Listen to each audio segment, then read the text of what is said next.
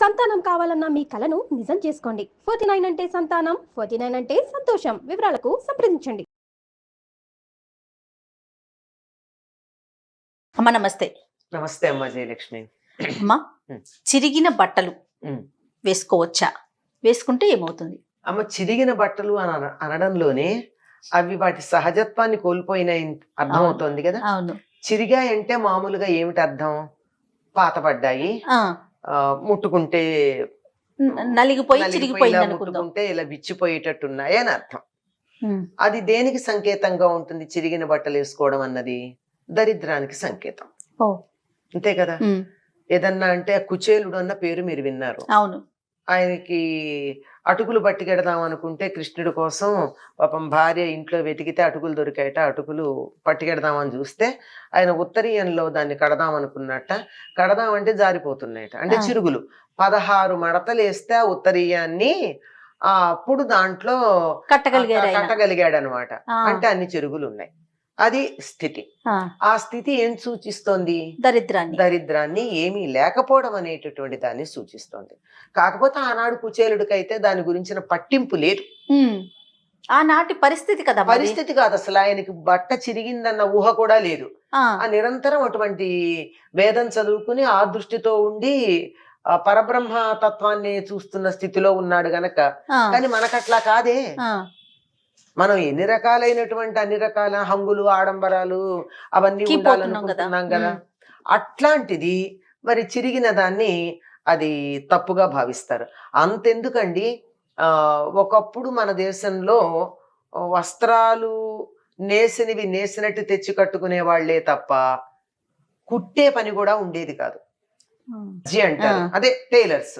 వాళ్ళు మనకి మహమ్మదీయుల నుంచి వచ్చారు. ఇప్పుడు కానీ మీరు కానీ గమనించినట్లయితే మా తరంలో ఉన్నటువంటి దర్జీలందరూ మహమ్మదీయులే ఉండేవారు, ముస్లింసే ఉండేవారు ఎక్కువగా. ఎందుకంటే వాళ్ళకి అది పద్ధతి. మనకి లేదు, మన దగ్గర లేదు. వస్త్రాలన్నీ కూడా కింద కట్టుకునేటటువంటి వస్త్రం ఒకటి, పైన వేసుకునేది ఒకటి ఉండేవి. పైగా మగవాళ్ళు నడుపు కట్టుకునేవారు, ఆడవాళ్ళు పైన కట్టుకునేవారు. ఇక్కడ అంతే. పైన ఇక్కడ ఒకటి కట్టుకునేవారు, పైన కింద ఒకటి కట్టుకునేవారు. కేరళ వాళ్ళు కట్టుకుంటారు అట్లా. కట్టుకుని దానిపైన ఇంకొకటి బల్లెబాటు వేసుకునేవారు. మన వాళ్ళు కూడా. తర్వాత ఇలా కాకుండా మొత్తం చీర ఇలాగా కట్టుకోవడమును, పైన లోపల ఇంకొకటి వేసుకోవడం, అట్లా ఉండేది. అది కూడా వస్త్రమే. అదే చింపడం, చింపి దాన్ని మళ్ళీ కుట్టుకోవడం అనే పద్ధతి ఉండేది కాదు. మీరు గమనించినట్టయితే ఇప్పటికీ వేదం చదువుకున్నటువంటి వాళ్ళు ఎవరు కూడా చొక్కా వేసుకోరు. అవును. ఎందుకు చొక్కా వేసుకోరు? చొక్కా వేసుకోరని ఈ వక్షస్థలం అంతా బయటికి ఉంటుందా? ఎదురు రొమ్ము ఉండదు, కప్పుకుంటారు. వస్త్రం, పై వస్త్రం కప్పుకుంటారు. అదంటే అదే పద్ధతి. గాని ఎందుకు వేసుకోరు చొక్కా అంటే, చొక్కాకి కత్తిరించి కుడతారు గనక.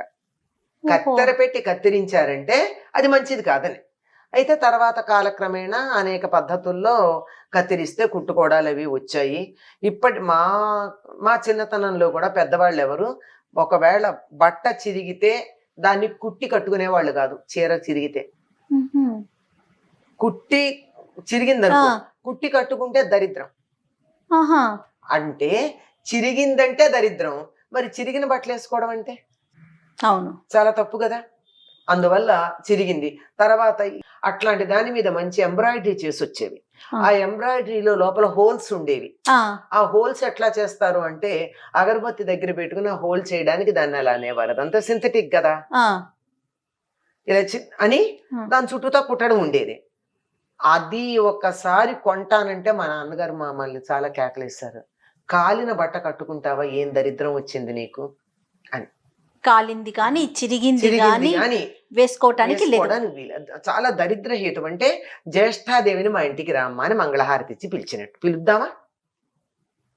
తెలిసి ఏమైంది? చెరక్కుండానే చూసుకోండి. అంటే ఈ రోజుల్లో ఎట్లాగో మనం కత్తిరించుకుని కుట్టుకునేవి అలవాటు పడ్డాం గనక, ఎప్పుడన్నా మరీ పాతబడింది ఏదన్నా కొద్దిగా చిరిగితే దాన్ని కుట్టుకుని వాడాలి, కానీ చిరుగుతో మాత్రం వాడకూడదు. అంటే మారిన కాలాన్ని బట్టి ఎట్లాగో కుట్టింది వాడుతున్నాం కదా, కత్తిరించుకుని మరీ కుట్టి వాడుతున్నాం కదా.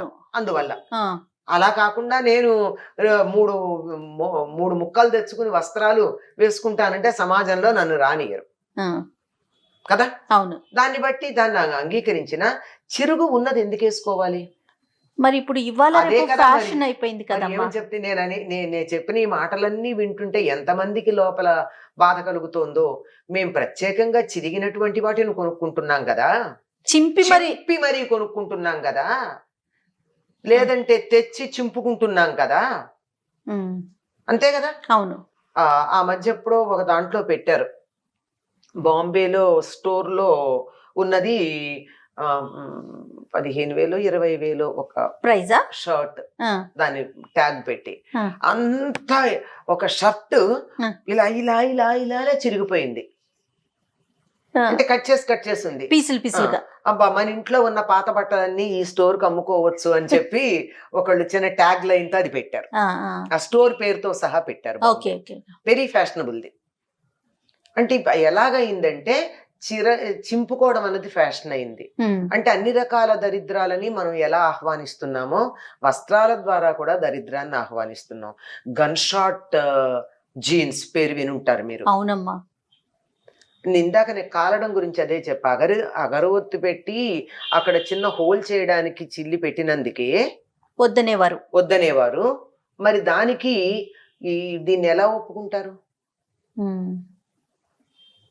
కాజాలు ఒప్పుకునేవారు కాదు. అంటే ఈ ప్లాస్టిక్ బటన్స్ ఉండి కాజాలు పెడతామే, అది కూడా కత్తిరిస్తారు గనక దాని బదులు హుక్కును హుక్కు లూపు పెట్టించుకోండి, లేదంటే బటన్స్ ఉండేవి ప్రెస్ బటన్స్, అవి పెట్టుకోమని చెప్పేవారు మా చిన్నతనంలో. ఇవన్నీ ఇప్పుడు అసలు అవన్నీ మనకి అది లేవనుకోండి, అంతకే జిప్ పెడుతున్నారు సరిపోతోంది, అలాంటివి పెద్ద లేకుండా. కానీ కల్చర్ పూర్తిగా మారిపోలేదమ్మా వస్త్రధారణకి సంబంధించి. ఎన్ని రకాలుగా మారడానికి అవకాశం ఉందో అన్ని రకాలుగా మారింది. 1 2 అని చెప్పడానికి వీల్లేదు.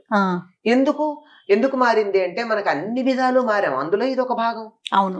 ఒక సంస్కృతిని తెలియజెప్పేది ఏముంటుందంటే కట్టు బొట్టు, అవును, జుట్టు.